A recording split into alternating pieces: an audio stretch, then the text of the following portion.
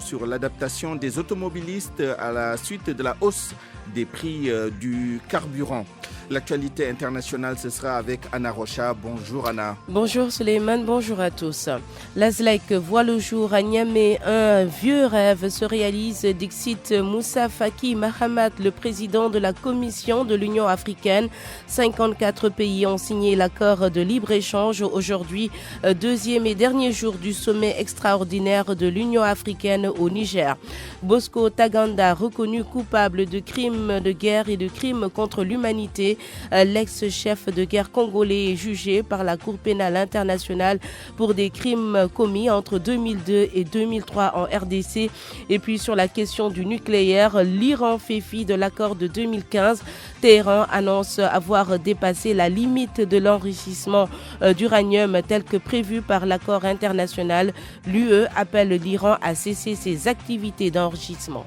Voilà pour le menu de l'actualité internationale. À tout à l'heure. Rendez-vous est également pris avec Abdoulaye Cissé pour sa chronique du lundi sur l'affaire Oxfam Eliman Kane. Le journal de la CAN, ce sera avec vous, Youssouf Bodian. Bonjour. Bonjour Suleiman. Les huitièmes de finale clôturés cet après-midi avec les matchs Mali-Côte d'Ivoire, Ghana-Tunisie. Les vainqueurs affrontent en quart de finale l'Algérie et Madagascar. Le petit poussé qui poursuit son rêve. Vous entendrez les Baraya après leur victoire hier face à la RDC. Le Sénégal se prépare à affronter le Bénin en quart de finale.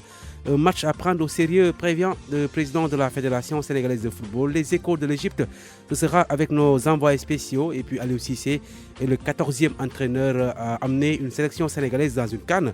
En 15 participations, l'instabilité sur le banc des Lions, ce sera au menu de la chronique de Laïdjawa. Merci Youssouf Bodian. Nous bouclerons avec la revue de la presse avec Georges Détié-Diop.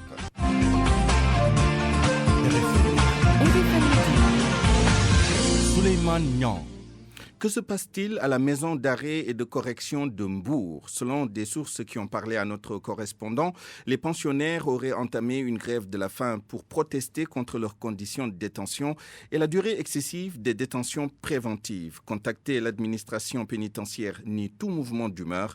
Abdourahmane Diallo. Les pensionnaires de la maison d'arrêt et de correction de Mbour dénoncent leurs conditions de détention. D'ailleurs, ils ont entamé ce lundi une grève de la faim illimitée. Ces détenus exigent la présence du procureur de la République pour étaler leurs souffrances. Selon nos sources, ils protestent contre la longue détention. Plus de 200 d'entre eux attendent toujours d'être jugés. Ces prisonniers dénoncent aussi l'insuffisance de juges d'instruction, mais aussi le surpeuplement. Selon toujours nos sources, plus de 50 personnes partagent une chambre de 5 mètres carrés. Il faut dire que depuis la création du tribunal de grande instance, il y a un an, les problèmes ne manquent pas à la prison de Mbour. Les détenus n'arrêtent pas de dénoncer leurs conditions de détention. Les grèves de la faim sont devenues récurrentes. Ce tribunal a été créé sans des mesures d'accompagnement nécessaires. Joint au téléphone, le régisseur de la maison d'arrêt et de correction de Mbour dément ce mouvement d'humeur. Il estime qu'il n'y a aucun problème à la prison. Tout se passe bien.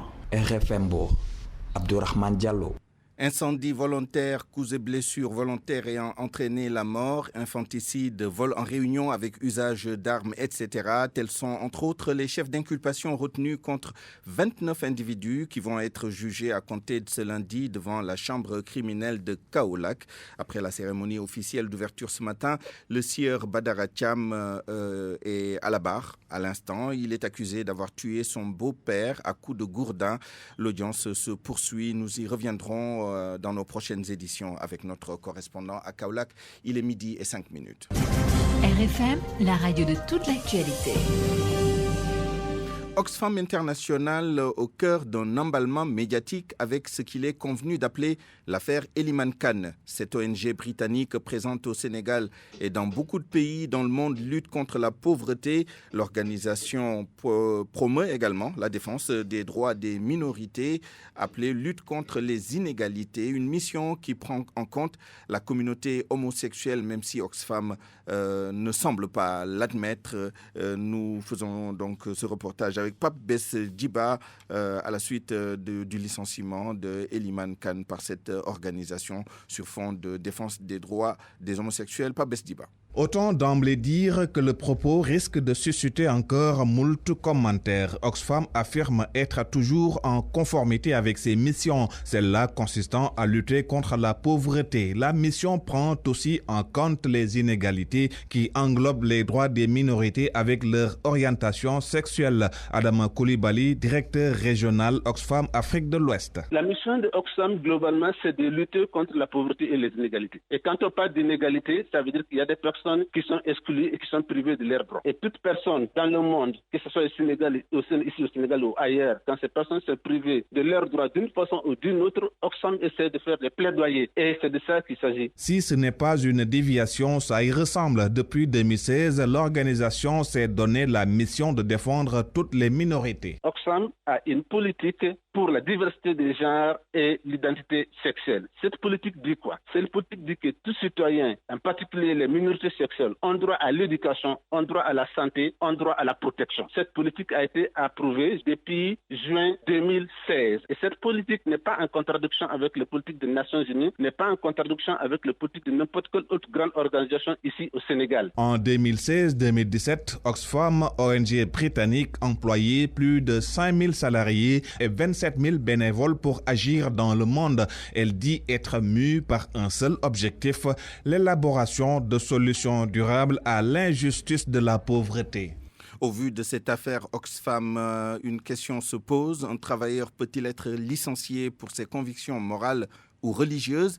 D'après l'inspecteur du travail à la retraite Abdou Fouta Diakhoumpa, l'employé a bien le droit de refuser tout ce qui est contraire à ses convictions. Toutefois, il invoque la politique d'entreprise à laquelle le travailleur doit également se conformer. Abdou Fouta Diakhoumpa s'en explique au téléphone d'El Hadj Ndiogou-Diène. Quand c'est contre la déontologie de la profession, quand c'est contre la moralité, la croyance, la foi, ou quand c'est contraire à l'ordre public, le travailleur a le droit de refuser. Autrement dit, quand vous prenez un travailleur qui croit en des valeurs religieuses, vous ne pouvez pas lui demander de faire autre chose. Autrement dit, vous ne pouvez pas prendre un travailleur musulman qui croit vraiment à sa religion et le mettre à vendre de l'alcool parce que c'est prohibé par la religion. Autant vous ne pouvez pas demander à un travailleur qui est contre une certaine façon d'être de certains êtres humains et lui demander de militer en faveur de cela. Raison pour laquelle le travailleur a le droit de refuser d'exécuter certains ordres qui sont contraires à sa moralité, qui sont contraires à sa foi, qui sont contraires à la déontologie de l'entreprise ou bien qui sont contraires à l'ordre public. Et tout licenciement sera qualifié par le juge d'un licenciement abusif. Toute entreprise a une politique. Donc le travailleur qui adhère, qui accepte de contracter avec une entreprise doit de fait adhérer à la politique de l'entreprise. Mais vous savez, une entreprise aussi, sa politique évolue parce que rien n'est statique dans la vie pour l'essentiel. Donc, si au départ, le travailleur savait que c'est ça la politique, il ne peut pas plus tard dire, bon, je suis contre cette vision de l'entreprise. Là, il aura tort. Dans cette affaire, la plateforme Arli-Nubok dit soutenir sans réserve Eliman Kane. Elle estime que le désormais ex-responsable du programme gouvernance d'Oxfam est victime de son engagement citoyen. Babacar Diop, le leader du parti FDS, Force démocratique du Sénégal, est membre de Arli-Nubok, l'a dit dans RFM Matin. Il était l'invité de cette rubrique aujourd'hui. Nos membres subissent des harcèlements. Ils sont intimidés aujourd'hui simplement. Et c'est une tentative pour affaiblir le mouvement, pour intimider ceux qui sont à l'intérieur de notre organisation. M. Kane est victime de son engagement citoyen et son engagement au sein de Arli-Nubok. Il n'y a pas autre chose. Il faut simplement...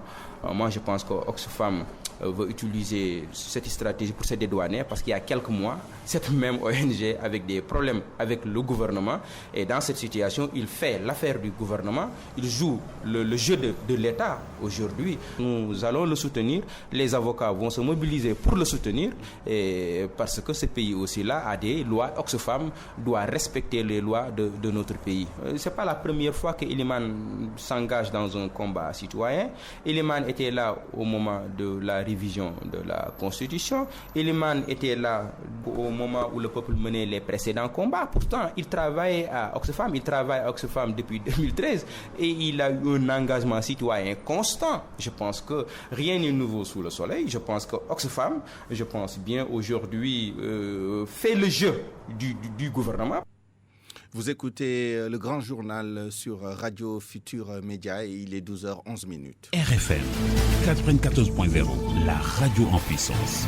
Dans l'actualité sociale, la section régionale de Ande-Guessum de Ziguinchor était en sit-in ce matin, une manifestation pour dénoncer la panne du scanner de l'hôpital régional ainsi que la fermeture du bloc opératoire. Les syndicalistes comptent mener le combat jusqu'au bout. Écoutons à ce propos leur porte-parole Pascal Faye au micro de Lamine Ba. On est là aujourd'hui regroupés pour déplorer deux faits concernant l'hôpital régional, c'est-à-dire l'arrêt de travail du scanner qui est en panne depuis bientôt 15 jours, mais il y a également la fermeture du bloc opératoire. Avec le scanner, ça pose problème parce que maintenant on est obligé d'évacuer jusqu'à Kolda, et ce qui veut dire qu'il y a pas mal de problèmes qui peuvent survenir. Que même au niveau de l'hôpital dépense pas mal d'argent, surtout par rapport aux évacuations, parce qu'ils appuient souvent par le biais du service social les patients, les parents qui partent ailleurs, ce qui veut dire que c'est un peu difficile et qu'il peut y avoir aussi, avec le déplacement, ça peut amener des problèmes au niveau des malades également. Autre chose, c'est par rapport à la fermeture du bloc. C'est vrai que le nouveau bâtiment qui avait abrité le bloc depuis plus d'un an, depuis l'hivernage a suinté, ce qui veut dire que ce n'est plus sûr de travailler dans ces conditions-là. C'est la raison pour laquelle l'hôpital a fermé le bloc et cela aussi constitue un problème.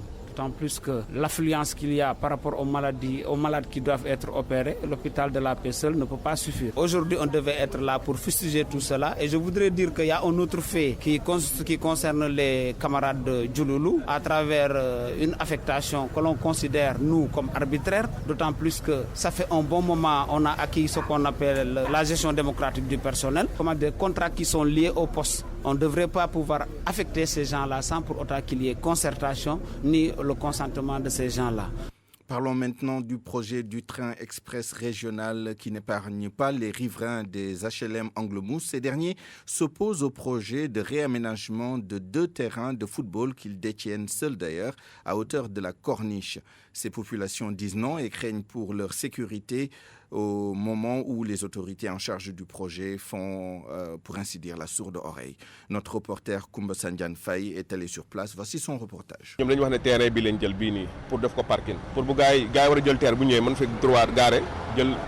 C'est le constat sur la corniche des HLM. Le parcours quadrillé ici est stationné. Des chauffeurs de taxi, désormais déguerpis, d'Ilio. Nous sommes déguerpis, vraiment c'est regrettable. Nous sommes toujours les cibles des autorités.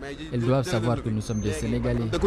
Tout juste en face, 2 terrains de football qui aussi ne seront pas épargnés. La route là va prendre 7 mètres ici sur ce terrain. Chose que les jeunes du quartier ne digèrent pas. Je me nomme Alun Batrasi. 2 terrains finis footballés.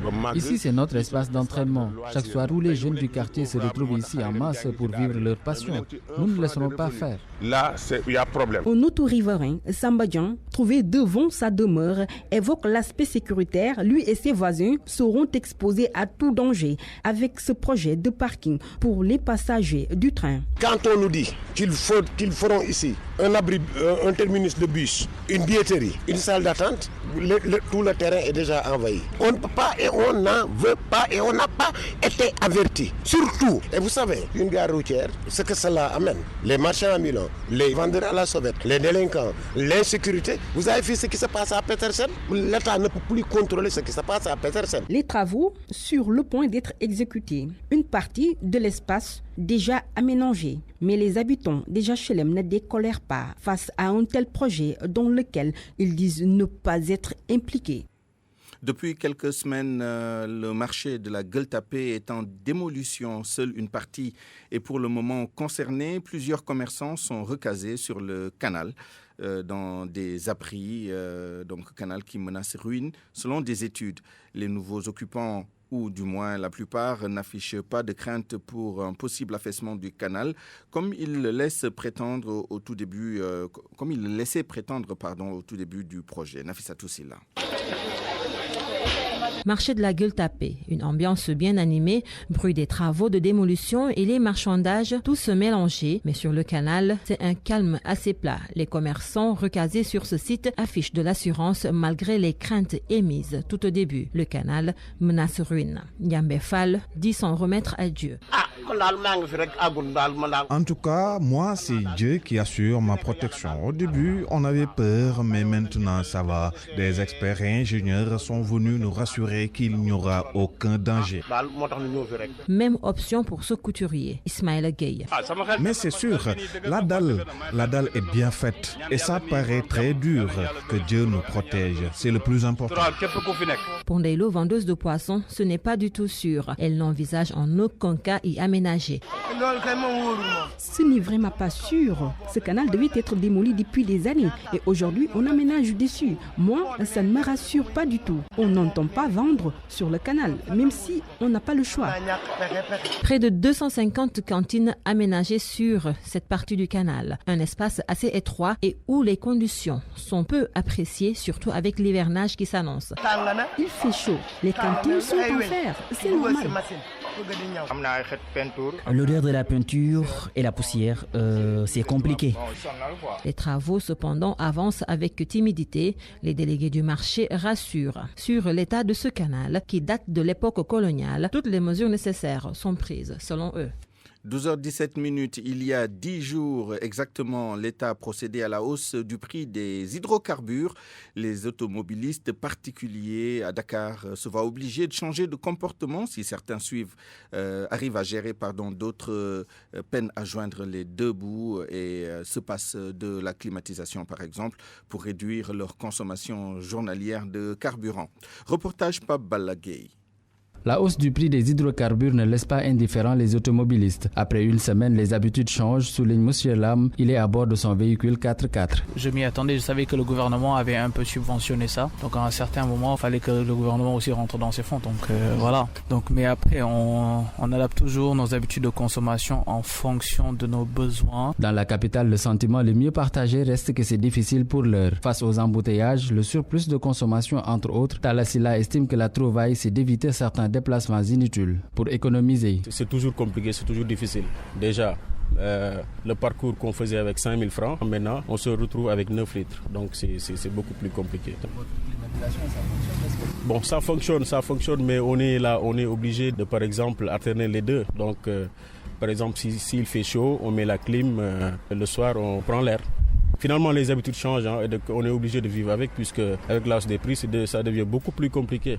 Mieux préparé que d'autres, un surplus sur ses dépenses ne lui cause pas de désagréments. N'empêche, M. Lam ne se prive presque pas de climatisation. Je fais le plein par semaine. Donc le plein, il faut compter 50 000. Mais bon, on s'entend qu'après une semaine, je ne vide pas tout le réservoir non plus.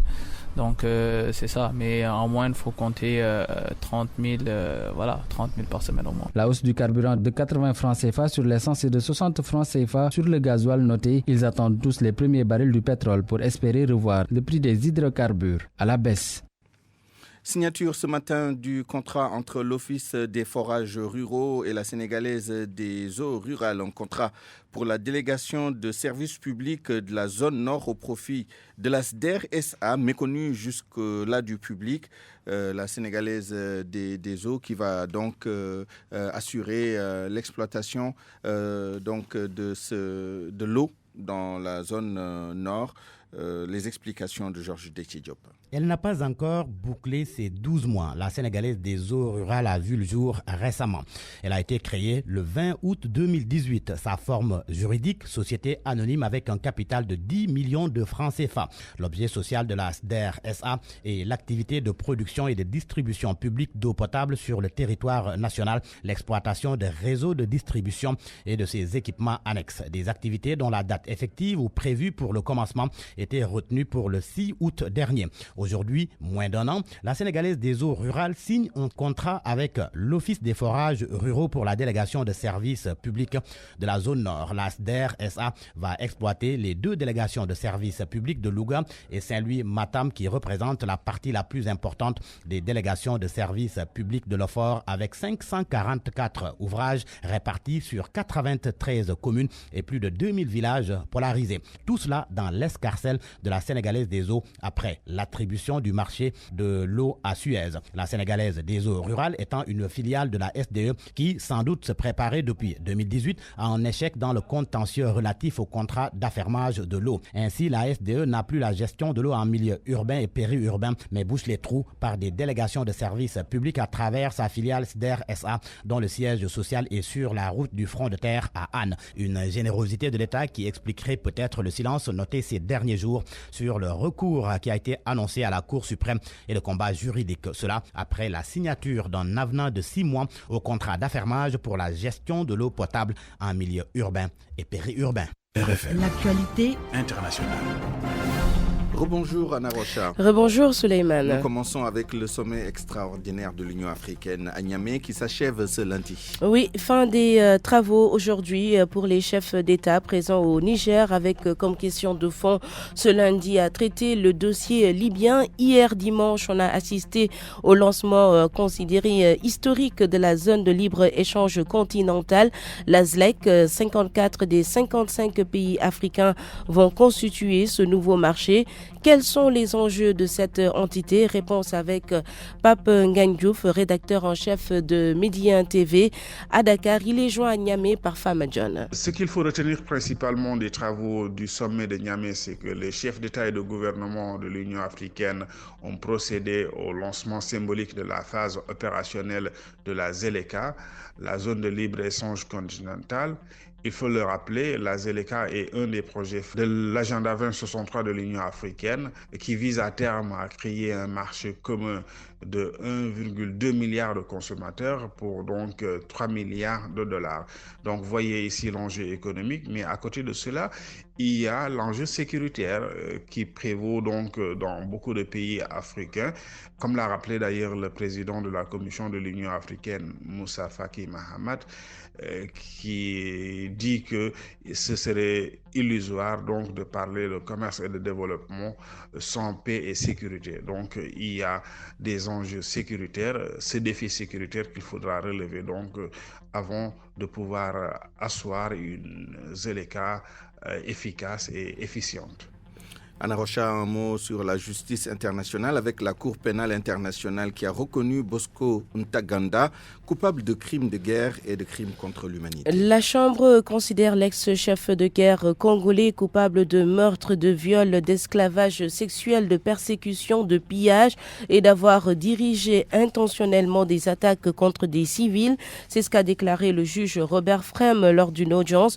Ancien général de l'armée congolaise, celui que l'on surnomme Terminator, a été reconnu coupable de 13 crimes de guerre et 5 crimes contre l'humanité. Depuis 2015, il nie en bloc ces accusations. Selon des ONG, plus de 60 000 personnes ont perdu la vie depuis l'éclatement des violences dans la région du Turi en 1999. Les gendarmes sont maintenant autorisés à tirer à vue en Guinée. Une loi en ce sens a été votée et adoptée par l'Assemblée nationale. Selon la Commission défense et sécurité guinéenne, cette loi vise à protéger les Guinéens contre le terrorisme, les prises d'otages et tous les cas dans lesquels un Guinéen se trouverait face à un danger. La loi autorise donc les gendarmes à ouvrir le feu sans sommation et ça sans risque de poursuite judiciaire. Selon la BBC, des juristes ont élevé la voix parce qu'ils redoutent les conséquences d'une telle loi. On précise que 113 députés se sont abstenus de voter la loi en question jugée dangereuse. Pour finir, l'Iran fait fi de l'accord de 2015 sur le nucléaire. Téhéran, Souleymane annonce avoir commencé à enrichir l'uranium à un degré supérieur à la limite imposée par l'accord de 2015. La limite est de 3,67% telle que fixée par cet accord international. L'Iran enrichit actuellement son uranium à plus de 4,5% d'après l'agence ISNA qui cite le porte-parole de l'Organisation iranienne de l'énergie atomique. Les réactions de la communauté internationale sur cette décision n'ont pas tardé. L'Union européenne appelle l'Iran à cesser ses activités d'enrichissement. La Russie, de son côté, appelle à poursuivre le dialogue et les efforts diplomatiques. Merci Anna Rocha. Il est 12h25. Vous écoutez le grand journal sur RFM. RFM Sport. Le journal des sports, pour commencer, du basketball féminin avec la préparation de l'Afro-Basket 2019 qui va se jouer à Dakar au mois d'août prochain. Le sélectionneur national a réduit son groupe de 24 à 19 joueuses, 5 lionnes recalées suite à la première phase de préparation à Dakar où l'équipe va rester jusqu'au 12 juillet. L'équipe du Sénégal sera ensuite en Chine pour un autre stage du 13 au 22 juillet. L'Afro-Basket 2019 chez les dames va se jouer du 9 au 18 août à Dakar. Taekwondo Tambacounda se prépare à participer aux championnats nationaux qui vont se tenir à Dakar. L'objectif est d'avoir des combattants de la région dans l'équipe qui va représenter le Sénégal aux Jeux olympiques de la jeunesse en 2022. Je vous propose de suivre le président de la Ligue de Taekwondo de Tambacounda, Maître Abdousalam Zoumarou, par ailleurs ceinture noire 5e dan, arbitre et coach international. Il est au micro de Moussa Omar Gueye. C'est une fête pour faire des évaluations au niveau des clubs, au niveau des départements et au niveau aussi du département de Tamba aussi. On a pu convoquer celles de Koupentoun, de Kédougou, de Bakel et d'autres, de Bundu Taekwondo aussi. Ça nous permet d'évaluer le niveau de technique au niveau du Taekwondo. Aussi de préparer les prochains championnats du Sénégal qui auront lieu ce mois-ci ou le mois d'août prochain, Inch'Allah. Bon, on a eu plus de 50 combattants parce que les éliminateurs se sont faits déjà au niveau du département. Et en tant que technicien, je vois qu'on est en train de faire de grands pas au niveau du Taekwondo. Notre relève, c'est la jeune génération. On est en train aussi j'ai l'objectif d'amener des combattants aux prochains Jeux olympiques de la jeunesse parce que je vis ça aussi. Parce que je pense qu'avec les jeunes qu'on a, si on s'y met un peu avec beaucoup de moyens, avec beaucoup de courage, on peut faire quelque chose. Les prochains Jeux olympiques de la jeunesse qui auront lieu au Sénégal. C'est ça mon objectif, que Tamba participe au niveau du Taekwondo. On a du mal à développer le niveau des arts martiaux. La plupart, on parle que du football. Bon, pour vous dire que je suis le premier ceinture 5e dan de la région, mais quand même c'est quelque chose à solliciter. Parce que la plupart, on amène des experts au niveau de Dakar, au niveau d'autres régions, pour qu'ils viennent ici faire des essais. On a ça à Tamba. C'est pour cela qu'on se met au rayon pour atteindre cet objectif-là, pour que Tamba soit indépendant sur certaines choses. Bon, avec l'appui de l'inspecteur département de l'esport, l'inspecteur des sports, avec les gens qui nous soutiennent. Il est champion du Sénégal 3 fois, en Poumsé, en junior. Et on a pu rassembler les minimes, les cadets, les juniors et les seniors. Et il y a d'autres choses à rectifier encore. Mais bon, en tant que technicien, avec le directeur technique Maître Diao, on est un peu satisfait de ce qu'on vient d'assister. RFM, la chronique du jour. La très sale guerre de l'ONG Oxfam pour son plan et son agenda qui ne sont même plus cachés pour la promotion des droits des homosexuels dans notre pays. Un jeu trouble de l'ONG qui offre au gouvernement la tête d'un activiste de Arlinubok en même temps que Oxfam se débarrasse d'un agent devenu trop encombrant. Chronique signée Abdoulaye Cissé.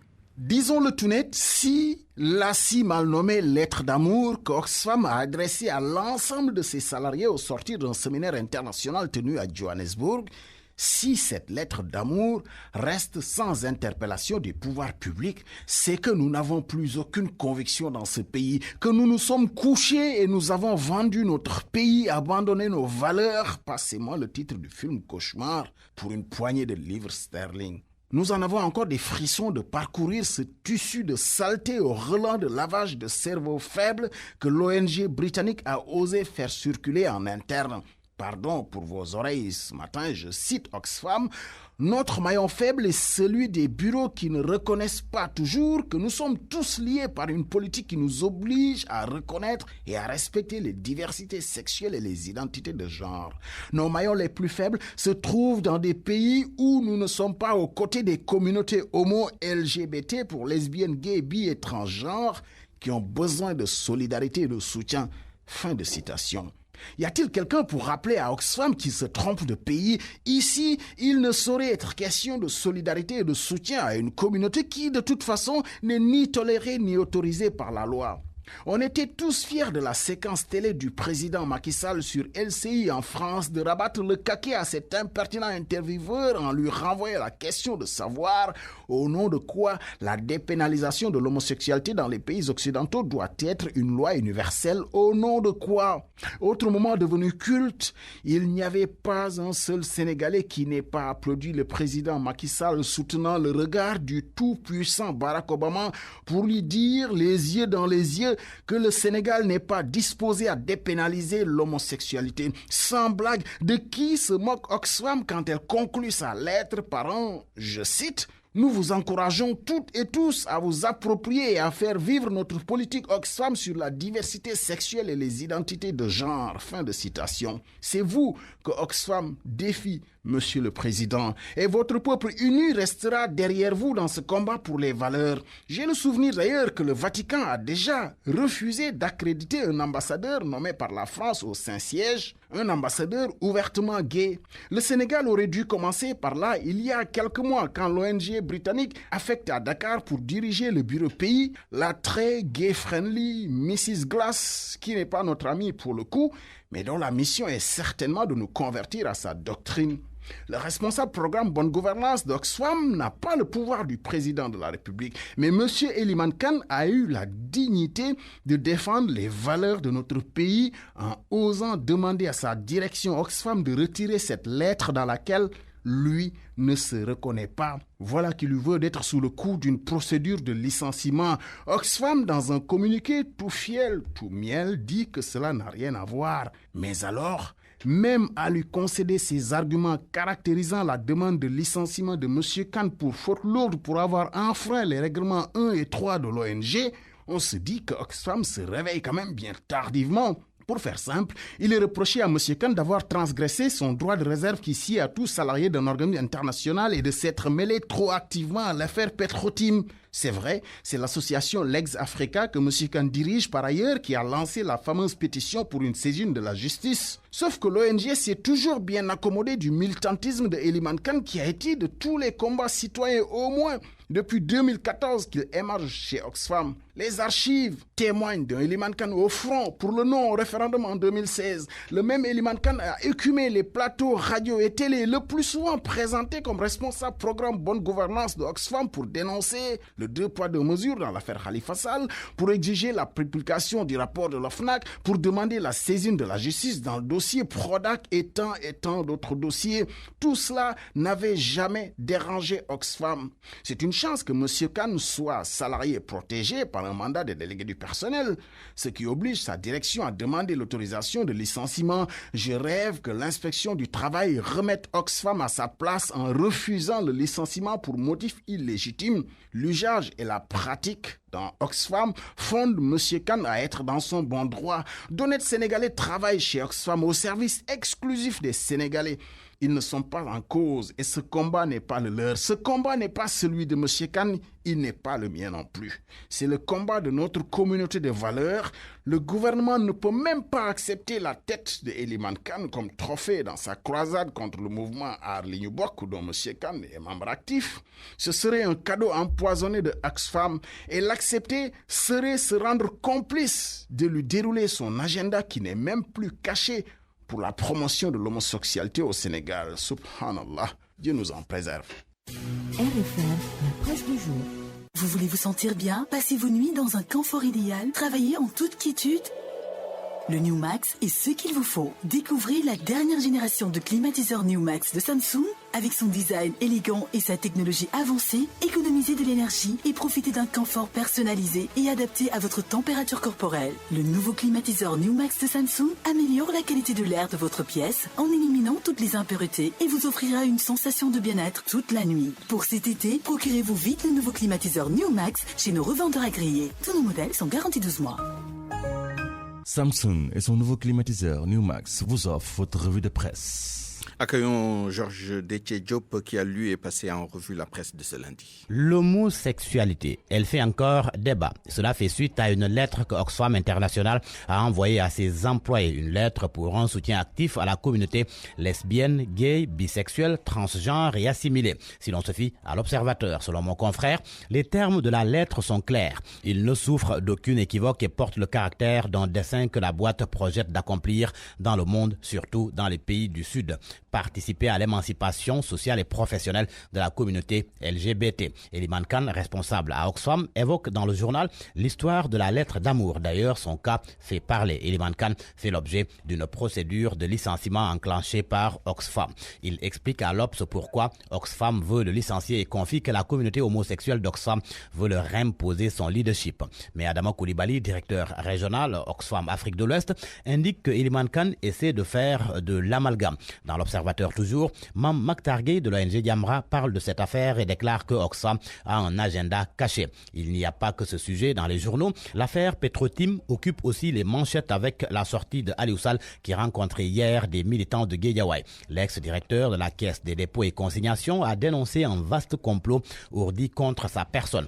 Selon le maire de Guédiawaye, des proches de Macky au palais ont payé des opposants pour le détruire. Ainsi, Aliou Sall dit être victime du plus sale complot de l'histoire du Sénégal. Pour Vox Populi, Aliou Sall accuse des proches de Macky de payer des opposants pour l'attaquer. Selon l'Observateur, Aliou Sall contre-attaque. L'AS renchérit qu'Aliou Sall déballe. Enquête parle de contre-offensive d'Aliou Sall et rapporte ses propos selon lesquels ses ennemis sont à l'intérieur de l'APR et il ne fait pas d'accusations gratuites.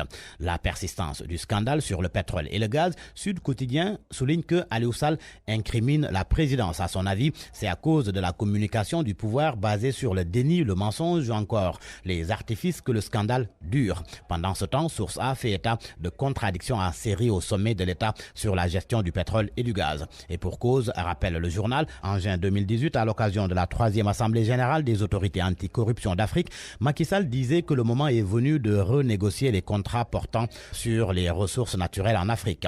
Et voilà que le secrétaire permanent adjoint du COS-Petrogaz, Mamadou Kanfal, souligne qu'il n'y aura pas de renégociation de quoi que ce soit parce qu'il y a la protection juridique des investissements. Source A ajoute qu'auparavant, le ministre de la Justice fait de l'affaire Aliou Sall BBC une affaire privée avant de faire ouvrir une information judiciaire. À la une de Libération, après la BIAO, Abdoul Mbaye a poursuivi sa collaboration avec Abré, l'acte d'un blanchiment secret à la BST. Le journal affirme que Abdoul Mbaye a amené avec lui ses drôles de clients au cœur de mouvements d'argent au moment où l'ancien dictateur tchadien était traqué. Facsimilé de courrier à l'appui, Libération note que la CENTIF, en place depuis, a été royalement ignorée par l'ancien premier ministre qu'il appelle le nouveau chevalier de la bonne gouvernance. Son ex-épouse, l'ex-épouse d'Abdoul Mbaye, est à la une du quotidien Le Quotidien. Aminata Diak parle dans le journal. Principal sujet évoqué dans l'entretien, le contentieux matrimonial qui l'oppose à son ancien mari. Aminata Diak confie avoir refusé de porter plainte et rectifie que donner une dimension politique à cette affaire lui semble une diversion. Entretien à lire à la page 4 du quotidien Le Quotidien. Et dans Le Soleil, la nouvelle répartition des services de l'État. C'est de la page 2 à la page 9 du journal. Selon le quotidien gouvernemental, la nouvelle répartition des services est faite entre la présidence de la République,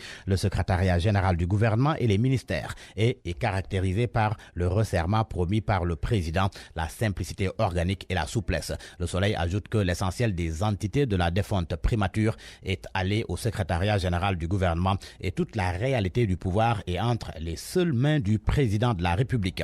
Et qu'en est-il de la situation économique du Sénégal? L'économiste Maïssa Babou confie dans Direct Info que l'État n'a plus de ressources. Il a des problèmes d'argent. Il cherche, donc l'explication qu'il donne n'est pas plausible. Il conclut que nous sommes dans une phase d'ajustement économique.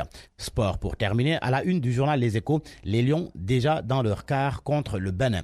Crépin, Mbaye Niang, Ismaïla Sarr et Alfred avec des bobos. Le journal rapporte qu'Aliou Cissé gonfle à bloc ses poulains avant le démarrage de la séance. Lors des entraînements, Sadio Mané s'illustre curieusement dans la séance des tirs au but. Et cette déclaration de Mbaye Niang dans Les Échos, pour le moment, dit-il, on se demande quelle équipe on aura en finale. Et dans Record, l'attaquant confie que le Bénin ne peut pas les arrêter. À vos kiosques et bonne lecture. Pour cet été, procurez-vous vite le nouveau climatiseur New Max chez nos revendeurs agréés. Tous nos modèles sont garantis 12 mois.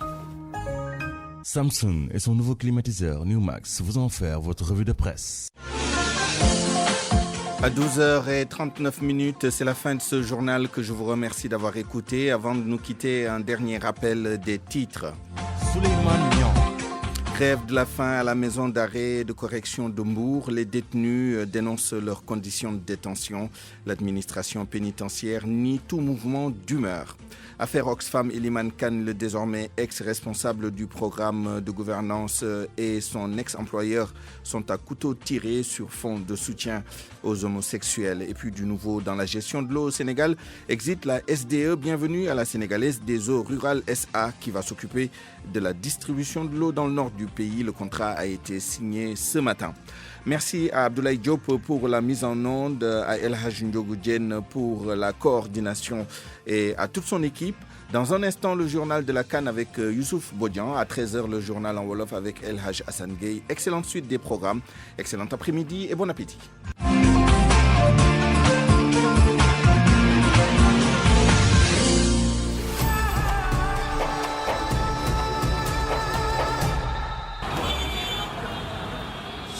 ak embouteillage yi moom timis sax taxul ma egg sama kër dinaa raté match yëpp. c'est que yow boy da nga tardé quoi jamono suy dox da ngay ànd ak moom di dox daw bay daanu moom jaratu ko ak Tigo football club loo bëgg a xam si match bu la neex da nga koy am nice en direct si sa téléphone foo mënti nekk si heure bu nekk nag di jot actualité football yëpp maanaam score yi neel benn classement yi neel ñaar ak lépp lu jëm si match yi ñam sa di ay waay non boy ay xéewal ngay wax nii de waaw loolu nu muy demee xoolal t'appel dièse 1 4 3 dièse bés touche appel rek yaa ngi ci biir stade bi te li ci gën a neex nag mooy njëg bi dafa yomb maanaam fukki dërëm dong lay tàmbalee ñam sa di neexul ba neexul Tigo daal caw na xeet gi du moroomu gaay Tigo dund sunu passion dooleel sunu gaynde yi Tigo vous offre le journal de la CAN.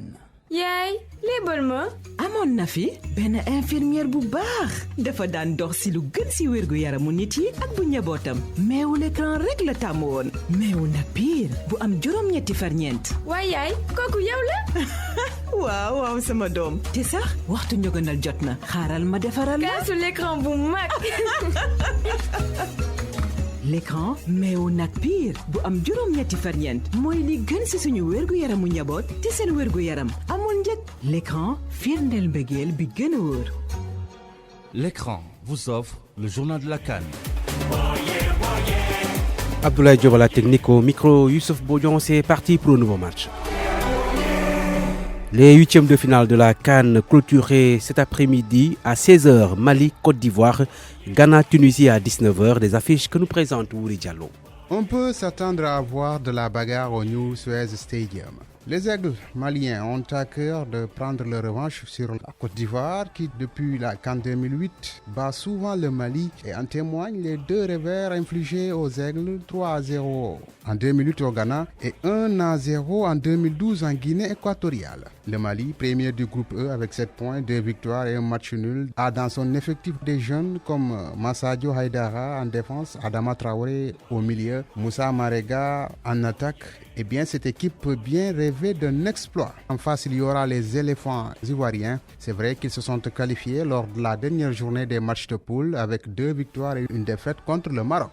Mais l'expérience aidant, les champions d'Afrique 2015 peuvent toujours faire le match qu'il faut pour essayer de déplumer les aigles venus de Bamako. Mali-Côte d'Ivoire, après le rendez-vous de ces 2 pays frontaliers, c'est sûr qu'un des nombreux représentants d'Afrique de l'Ouest va rentrer à la maison. 19h, temps universel. Les aigles de Carthage atterrissent sur la pelouse du stade d'Ismaïlia pour y défier les Black Stars. Ghana et Tunisie sont en baisse de niveau par comparaison aux éditions précédentes. Les Ghanéens sont terminés à la première place de leur groupe, le groupe F, avec 5 points, 2 matchs nuls et 1 victoire. Mais des observateurs s'accordent à dire que l'équipe ghanéenne ne fait plus peur comme avant parce que tout simplement elle est vieillissante car les frères Ayou, André et Jordan, les fils du vétéran Abedi Pelé, sont toujours là, mais aussi le presque quarantenaire Guyana Samoa. Et c'est cette vieillesse dont on parle qui pourrait amener les Tunisiens, deuxième du groupe E avec 3 matchs nuls, 3 points, à miser sur la fraîcheur physique de leurs joueurs, dont la plupart évoluent dans le championnat local, pour empêcher aux étoiles ghanéennes de briller.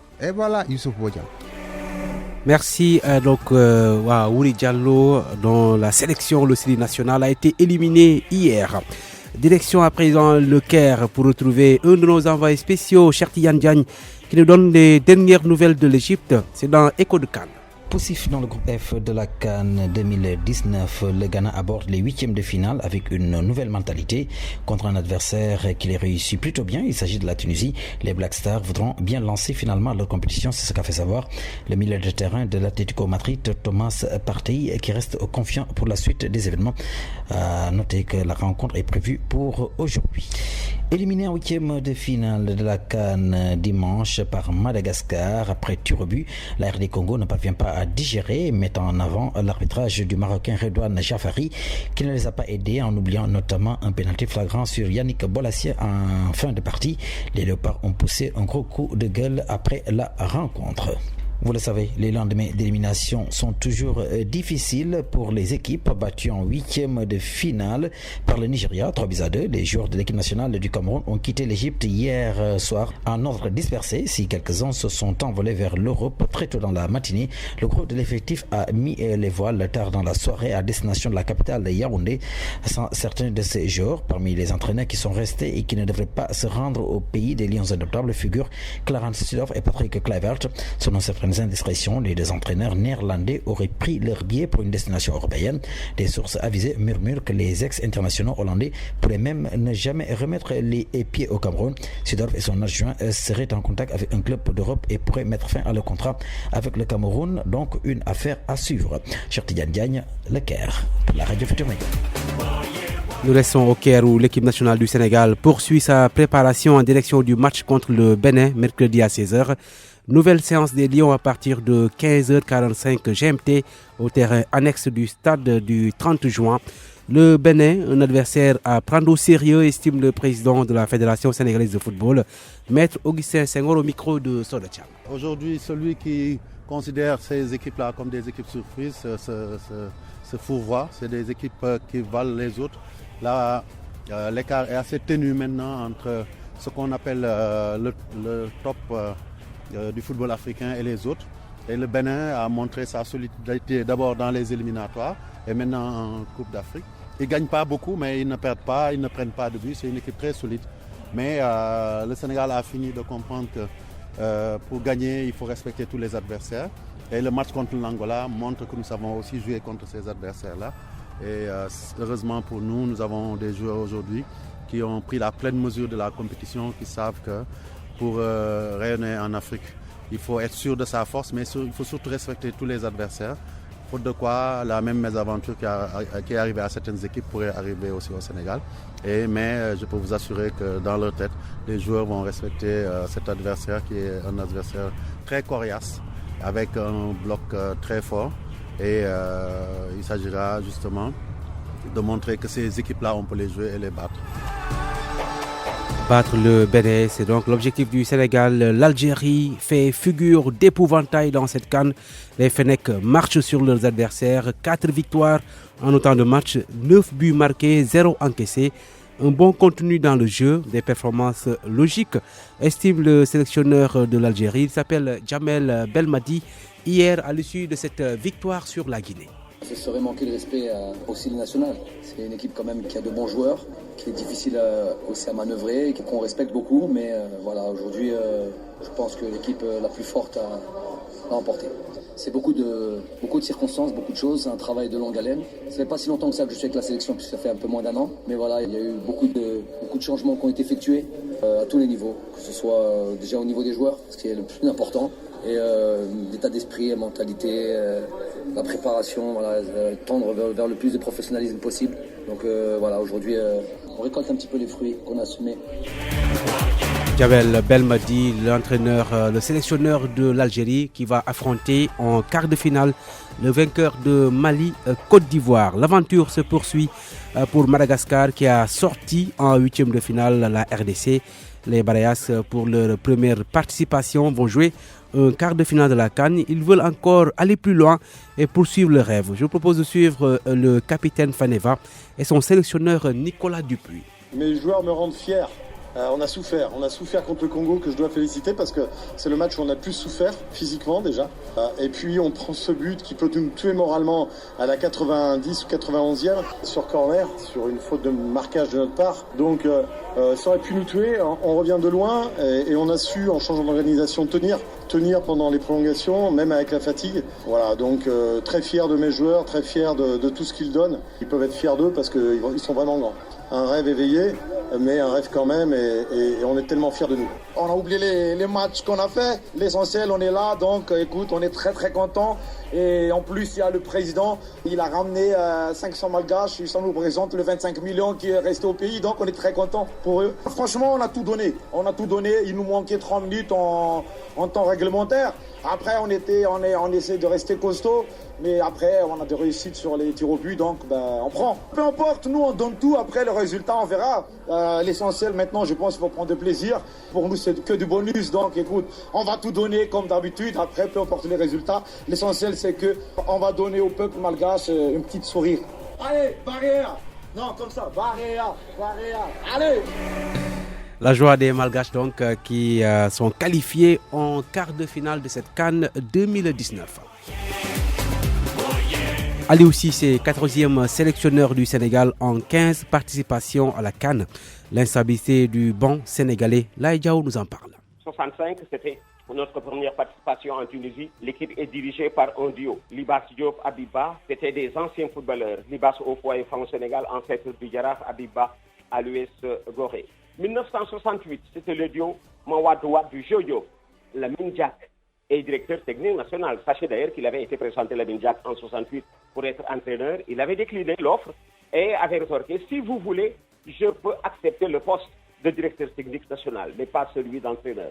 Voilà comment il s'est retrouvé à la tête de la direction technique en 68. Mawad Ouad et Jojo Diop sont les entraîneurs. 1986, Pape Diop. 1990, c'était Claude Leroy en Algérie. 92, Claude Leroy est reconduit à Dakar. 1994, c'était un duo dirigé par Bokandé, le duo Bokandé-Locotte. 2000, l'Allemand Peter Schnittger. 2002, le Français Bruno Metsu qui jouera la finale à Bamako. 2004, l'autre Français Guy Stéphane, devenu aujourd'hui l'adjoint de l'entraîneur de l'équipe de France Didier Deschamps. 2006, Abdoulaye Sarr, Amara Traoré, c'est un duo. 2008, Henri Kasperzak, franco-polonais. 2012, Amara Traoré et Abdoulaye Sarr, c'est encore un duo d'entraîneurs. 2015, Alain Giresse, ancien international français. 2017, Aliou Cissé prend le relais de Alain Giresse. Et 2019, c'est Aliou Cissé qui poursuit la mission. Voilà peut-être pourquoi nous avons tardé à gagner la Coupe d'Afrique des Nations. Un entraîneur, il faut l'inscrire dans la durée, surtout en équipe nationale où l'entraîneur passe peu, alors très peu de temps avec ses joueurs. Avant Aliou, seul Claude Leroy avait fait 2 Coupes d'Afrique des Nations, 90 et 92. Aliou Cissé est le seul local à faire 2 CAN d'affilée, 2017-2019. Ce qui a mené justement à ce constat, 15 Coupes d'Afrique des Nations au Sénégal, 14 entraîneurs. Voilà pourquoi et comment au Sénégal, l'équipe nationale est un éternel recommencement de retour d'une campagne. Quand la rue gronde, il faut trouver le moyen de tempérer cette rue qui gronde. La trouvaille la plus tape à l'œil, c'est de faire partir l'entraîneur. Et quand ce dernier est en fin de contrat, ne pas renouveler son contrat est aussi une autre forme de s'en débarrasser. D'où notre instabilité foncière qui mène au recommencement éternel après chaque Coupe d'Afrique des Nations. Y remédier par un contrat de 4 ans permettrait à l'entraîneur de travailler dans la durée et en toute quiétude. La discorde est souvent partie entre amateurs et professionnels. Les dirigeants, qui sont les grands décideurs, dans les instances de décision, appartiennent à d'autres corps de métier. Le football n'est pas leur profession, ce qui fait d'eux des amateurs du football devant décider pour des professionnels du football. Et l'irrationnel de s'installer et l'entraîneur de vivre un milieu où on comprend en toute invraisemblance les devoirs et priorités qui s'imposent, bien entendu, au football. Il nous faut rapidement combler le fossé entre le dirigeant et l'entraîneur. Reste à souhaiter que les 2 Coupes d'Afrique successives de Aliou Cissé 2017-2019 rapprochent ceux qui doivent l'être pour l'intérêt du football au Sénégal, où l'amateurisme balaye toutes les voies obligées du professionnalisme. Abdoulaye Diao, on va rappeler le programme sur RFM à partir de 16h, Mali, Côte d'Ivoire, Ghana, Tunisie, à suivre à 19h. Merci Abdoulaye Diop qui est à la technique. Au micro, Youssouf Bodjan, on se retrouve aux alentours de 13h30 après le journal en Wolof présenté par El Hadj Assane Gueye. Fin de match. ak embouteillage moom timis sax taxul ma egg sama kër dinaa raté match yëpp. c'est que yow boy da nga tardé quoi jamono suy dox da ngay ànd ak moom di dox daw bay daanu moom jaratu ko ak Tigo Football Club. ak Tigo Football Club loo bëgg a xam si match bu la neex da nga koy am nice en direct si sa téléphone foo mënti nekk si heure bu nekk nag.